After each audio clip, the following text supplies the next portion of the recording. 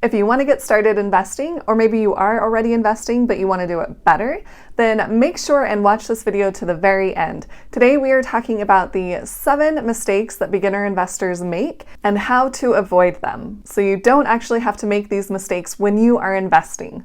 It takes a wise man to learn from his own mistakes, but an even wiser man to learn from others' mistakes. And that's what we're doing today. We're learning about these mistakes so that you won't have to make them. I'm Tiffany Thomas with WealthyTiffany.com, and if you are ready to dive in, hit that like button and we're going to get started. All right, the first mistake that beginner investors make is not beginning with the end in mind. We want to know what our end goal is for our investments. Is it to just save up enough to purchase a property, to have a down payment on a property? Or is it having enough money to retire? So we want to be really clear about what our end game is. What is that end goal? Just to give you an example, I knew that I wanted to invest more of my money, and I had talked to one of our 401k reps at the company that I was working for at the time. And he had mentioned that I could start investing in life insurance, in whole life insurance. And I thought, okay, well, I know I want to be investing, making my money work for me. So I went ahead and set up that life insurance policy with him. And a little while later, I figured out that I didn't really want to be investing in life insurance. And I actually could invest my money better elsewhere.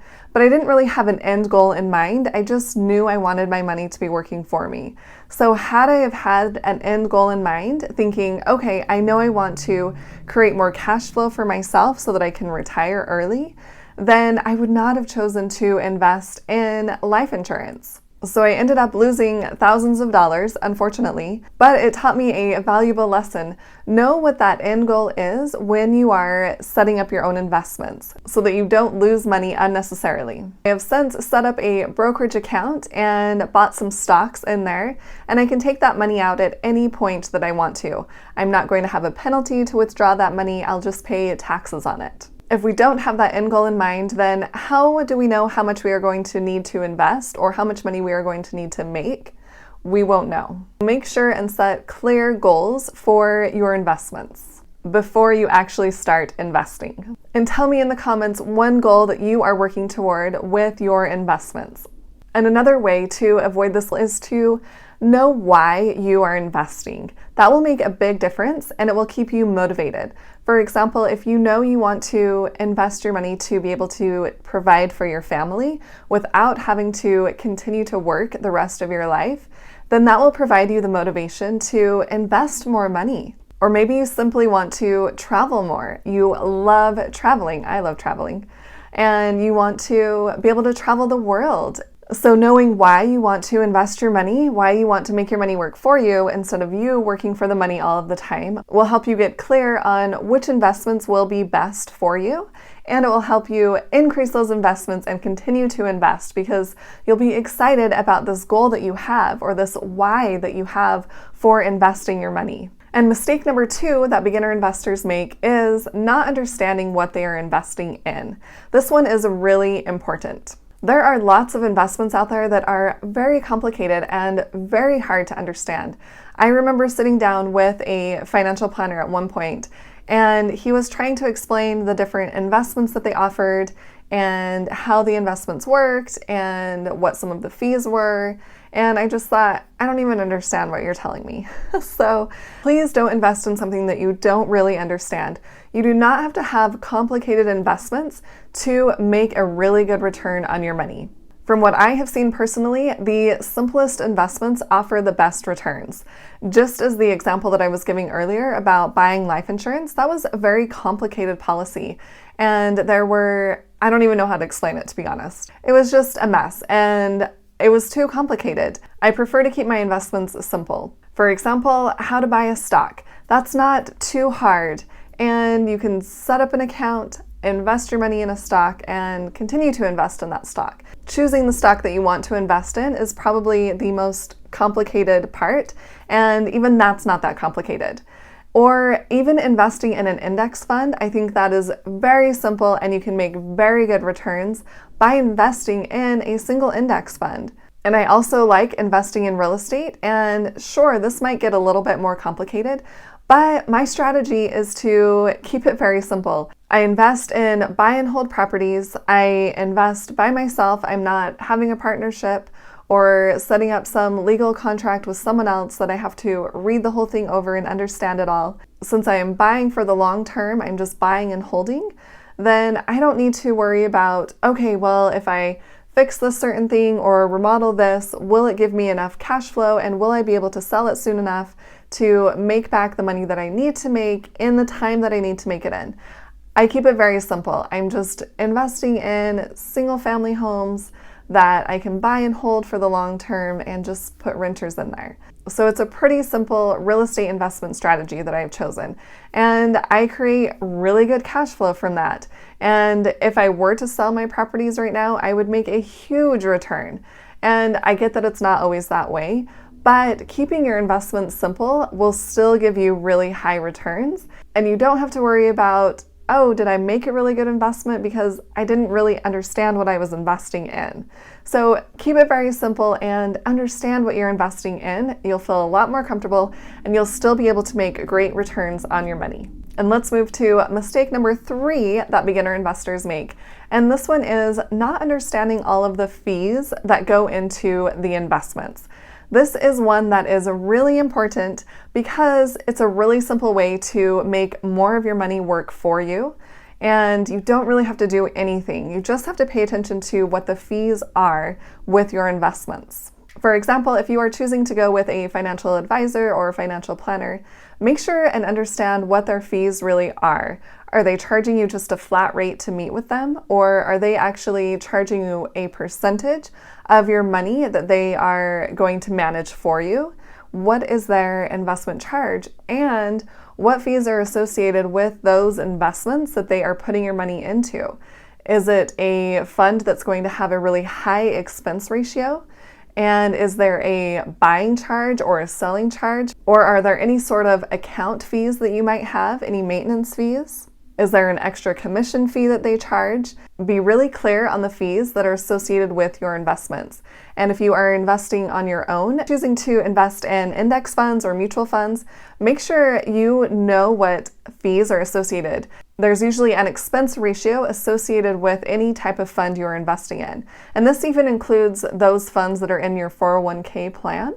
So keep that expense ratio as low as possible. And I want to show you an example on how much fees can really cost you. This is taken from personalcapital.com, and it's just a little chart that shows you that paying just 0.85% in fees takes away 21% of your investment.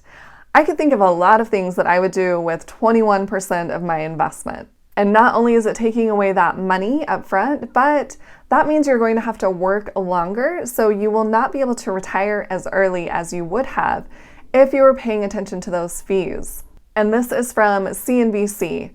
Investors lose up to 1/3 of their potential retirement savings over their lifetime to fees. Even a difference of 1% in fees can translate to tens of thousands of dollars over time. So please make sure you know all of the fees when you are investing. And the way to do that is, if you are working with someone else like a financial planner, ask them a lot of questions. Ask them, what are the fees for investing with you? What are the fees for investing in these types of funds? Is there going to be a selling fee, a buying fee, whatever else? Be very explicit and ask specific questions about how much it's really going to cost you to invest with them. And if you're doing the research on your own, when you choose a fund to invest in, make sure and look at their expense ratio. And if you don't see it easily on the website, then Google it. So let's keep those fees as low as possible so that we can have the majority of our money working for us. All right, mistake number 4 that beginner investors make is by thinking they will lose more money by investing their money than keeping it in a savings account. I get it. It's scary to invest. And you've probably heard stories about, oh, my grandma lost all of her money in the stock market and she wasn't able to retire. Or maybe one of your friends has told you that his friend has lost half of his money and now he's going to work 30 years longer to make up for this.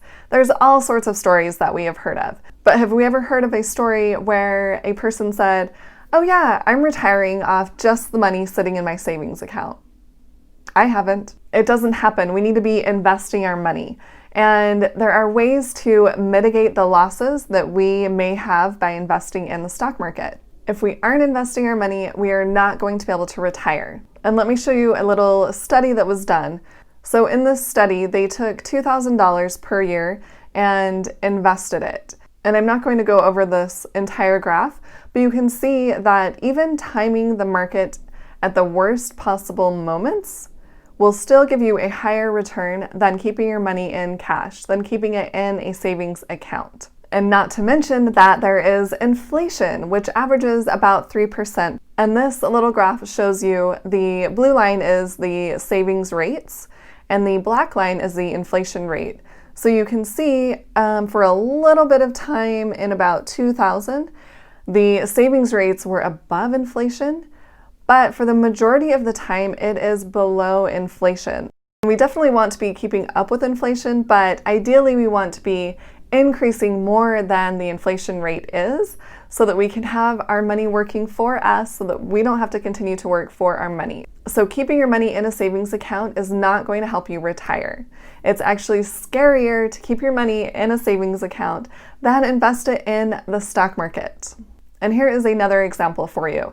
Putting $5,000 in a savings account and adding $100 per month in 30 years, you would have $48,748, and that's assuming a 1% interest on your savings account. Now let's take a look and see if we invested that money in the stock market, which averages an 8% return. So we took our $5,000 again, we added $100 per month, and in 30 years we would have $204,750. That's an extra $156,000 just by putting it into the stock market. That compound interest is really our friend. That is what is growing our money exponentially. And if you're worried about the stock market crashing, that is actually mistake number 5 that beginner investors make. They worry about the stock market crashing. When's it going to crash? Is it going to crash? I'm going to help you with this one right now. Yes, the stock market is going to crash. It crashes about every 8 years. So now that that's out of the way and we don't have to worry about, is it going to crash? We already know it's going to crash. So let's worry about the things that we can control instead of the things that we cannot control. We can control how much we invest, and when we pull our money out. And again, we can keep our investing very simple. We can continue to invest every month or maybe every 2 weeks if that's when you're getting paid, and continue to invest as the stock market goes up and it goes down and up and down and up and down. But remember that it always comes back up.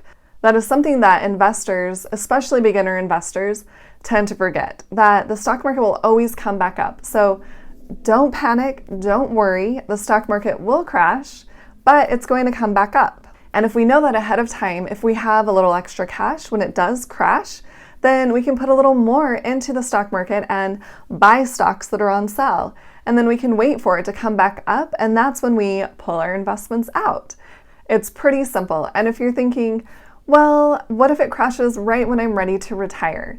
Then let's be a little bit flexible. Maybe we wait a year to retire until the stock market comes back up a little bit.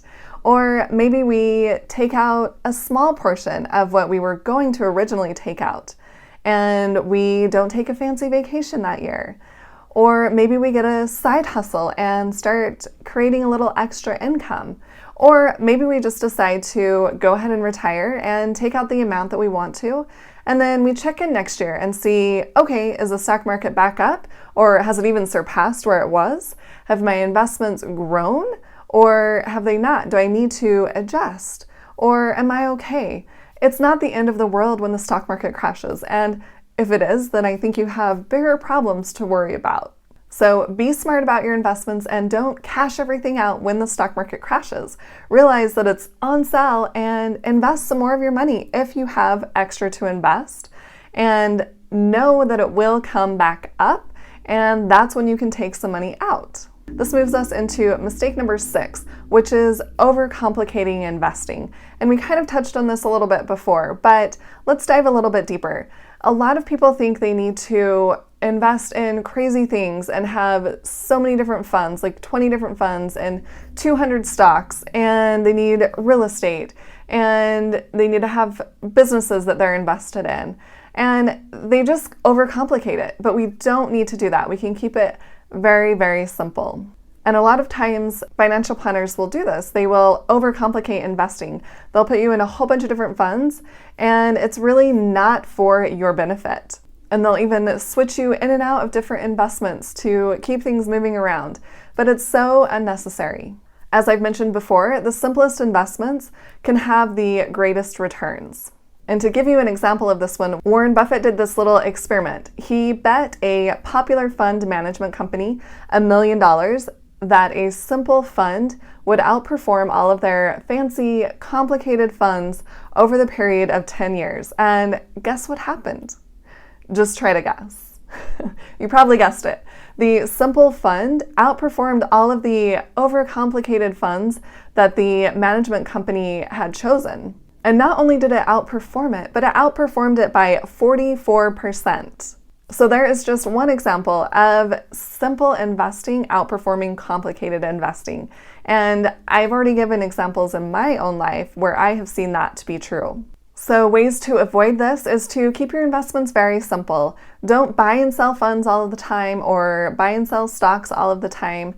Just invest in stocks that you think are good and continue to invest in them. Or the same with a fund or maybe a couple of funds, and continue to invest in them over time. You can keep it very simple and be very profitable, because overcomplicating does not equal higher returns.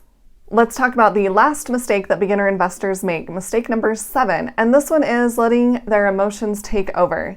We touched on this a little bit before, but fear and greed actually drive the stock market. And if we are focused on those two emotions, we are going to be terrible investors. So please do not let emotions take over when you are investing. And I want to share an example of this with you.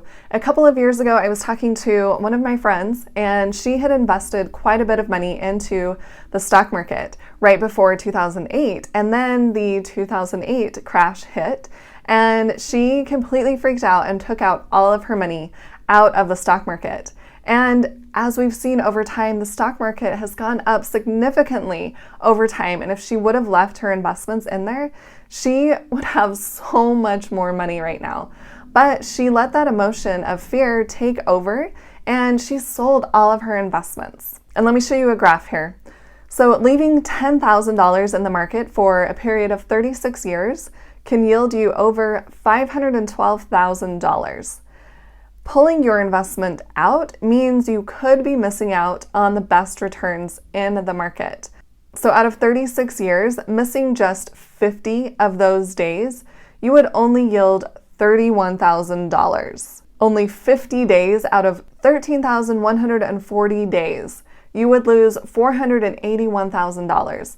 So let's stick to our investment policy of keeping it simple and continuing to invest over time, whether the stock market is going up or it's going down, and taking advantage when it is down and selling when our investments are up, and getting rid of those emotions of fear and greed. So I would recommend setting a specific time to check your investments. Don't check them every day, all day, because they will continue to go up and down all the time. And also have patience. Remember that the stock market always comes back up, so wait for it to come back up. Do not become fearful and sell all of your investments at the bottom. And remember to be clear on that end goal that we have in mind so that we can remain calm and continue to work toward that goal. And stick to your investment strategy of keeping it very simple. So these are 7 of the mistakes that beginner investors make. And hopefully this is helpful for you so that you don't make these mistakes when you are investing.